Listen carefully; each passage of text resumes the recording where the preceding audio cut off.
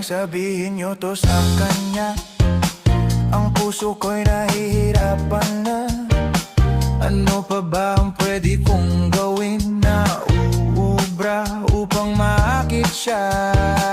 Palagay kaya ako ng tato, magpatubo ng balbas sa nguso, magpalaki ng muscle sa braso, magpadagdag ng puwet kay belo.